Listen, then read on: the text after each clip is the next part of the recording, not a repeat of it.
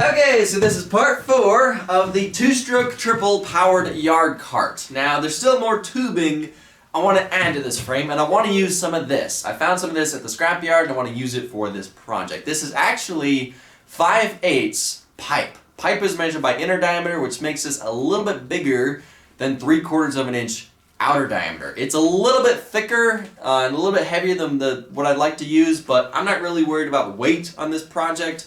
You're not going to notice a couple pound difference when you got 95 horsepower engine on such a small frame. Now, we do need to bend this, and I don't have a die to bend this diameter pipe. And the tubing bender I have is a Pro Tools tubing bender, and obviously you can buy dies for pipe of this diameter. I looked into buying one a couple days ago, and it said shipping is going to take a month and a half. And I don't really want to wait a month and a half to continue with this project. So, we're going to be attempting to make a die, so therefore we can bend this size pipe.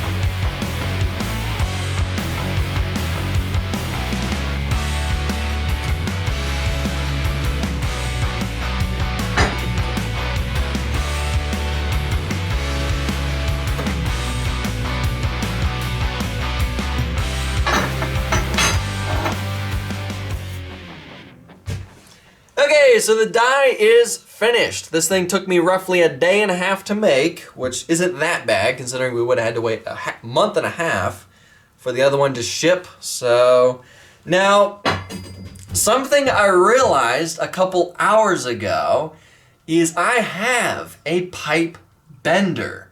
That Harbor Freight pipe bender that I bought years and years ago, and that very first bender that I've been using, I still have that thing. And I looked in the box of dies that I have for that thing, and I found this. This is a die for that pipe bender that perfectly fits this pipe. So, kind of wish I remembered that before building this thing, but oh well. This thing was pretty fun to make, I'll admit, which is why I wanted to see if I could make this. So, you know, if this doesn't work, we do have a backup. So, I'm not sure how well this thing's gonna work. I'm a little nervous about how thin these sidewalls are. That's why I beefed them up with a bunch of weld on both sides. I'm a little nervous that they're just going to bend out once I try to bend this thing, but let's see if this works. And if it doesn't, again, we have a backup.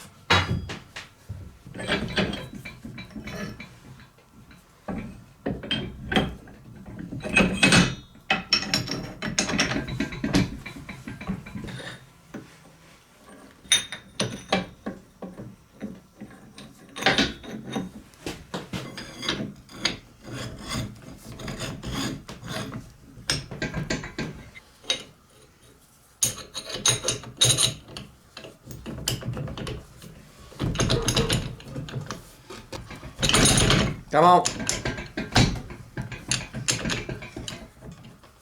This worked earlier. Come on. Why isn't this working? There it is.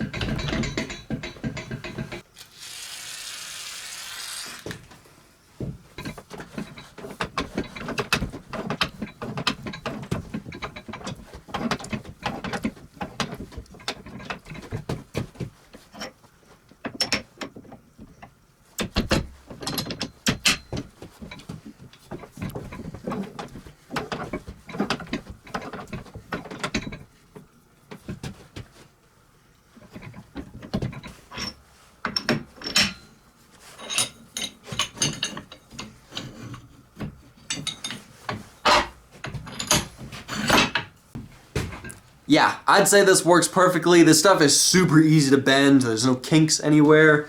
Plus, this thing is way more accurate than the Harbor Freight bender could ever be because of this bending dial on here. If you want to bend to 90, you can tell exactly where a 90 is with this thing. So, I'd say that this was a success. Let's get back to working on the yard cart.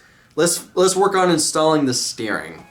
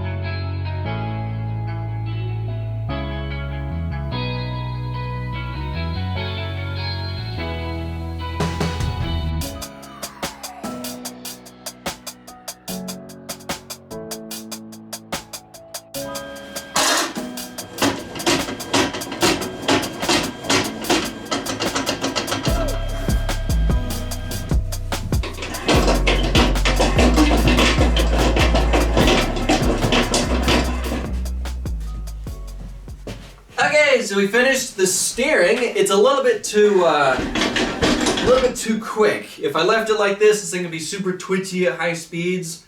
So how I'm going to fix it is basically this right here where the tie rod's attached to. I'm just going to shorten it by like 3/4 or 1/2 inch. That'll make it to where the steering wheel turns more than the tires. But we'll do that later. Right now, let's work on adding some type of side rails on here to give us a little bit of side protection, and let's use the same material we used for this.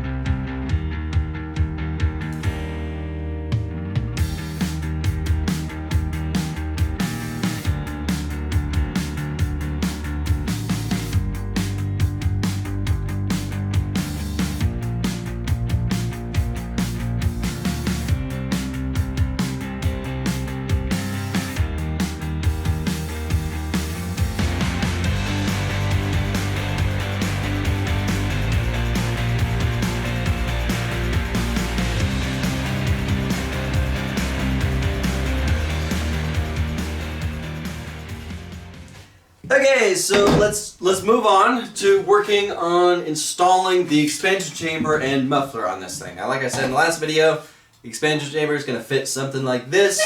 Now, the muffler, this is the muffler that came off of the snowmobile. This thing is pretty darn ugly and weighs a lot. Now, I bought this on Amazon. I don't think this is going to change the tune of this engine by using a different muffler. I really hope it doesn't, because I do not want to use that thing. Worst case, if it does end up changing the tune, I can always switch it back to that thing. But let's see if this thing will run with this. So it should be super easy to install, it's going to go something like this. All we got to do is basically just make mounts to bolt this thing onto the frame.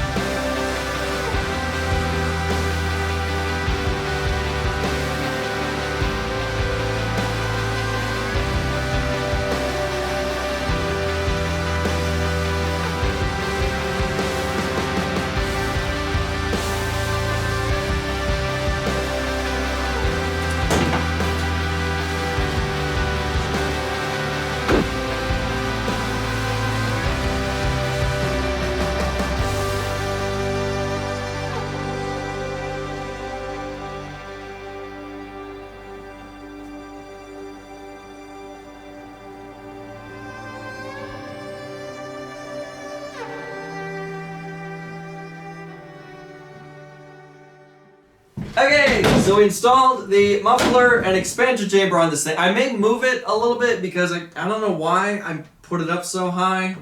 Plus it's really close to the seat.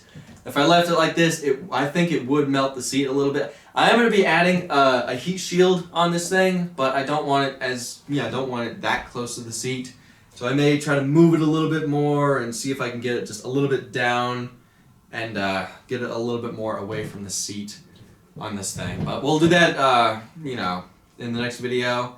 Now, I decided what to do with the roll cage, because I kind of like the look of this thing right now. I like the way it is, and I know if I add a roll cage, it's going to add more weight, and it's going to ruin the look of this thing. So, what I'm going to do is I'm going to finish everything, install everything, get the engine running, and take it for a first test drive and see how scary is this thing. Does it want to constantly do wheelies?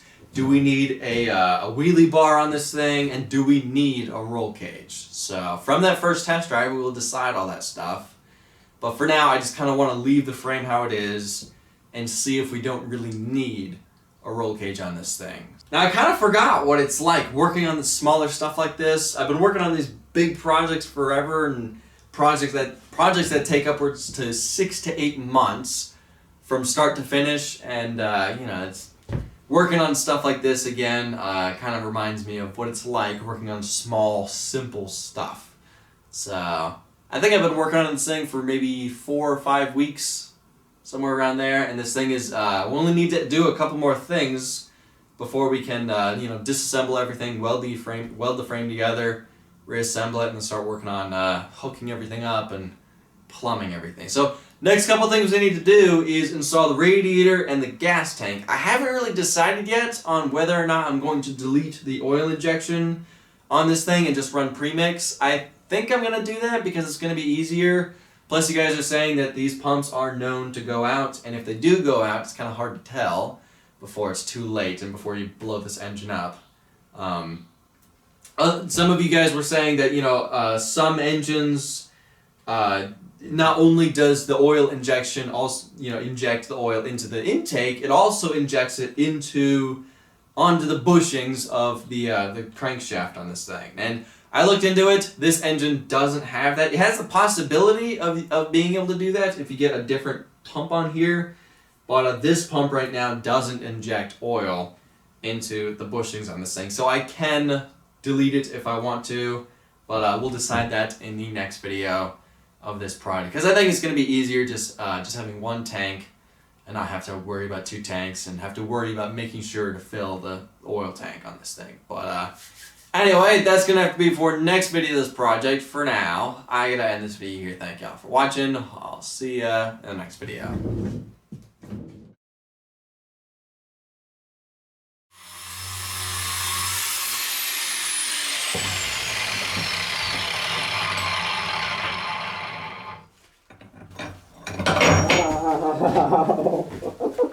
Oh, it's hot.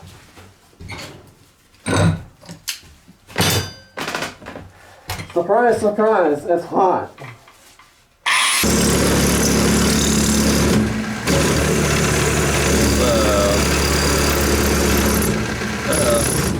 Uh-oh. Let me tighten this up a little bit more. Yeah, that's not good. Wow, that loosened up quite a lot. Let's pretend like that didn't happen. I know there was a bunch of other ways I could do this. You know, I could cut this with an angle grinder, but none would have looked as great for the camera as this does.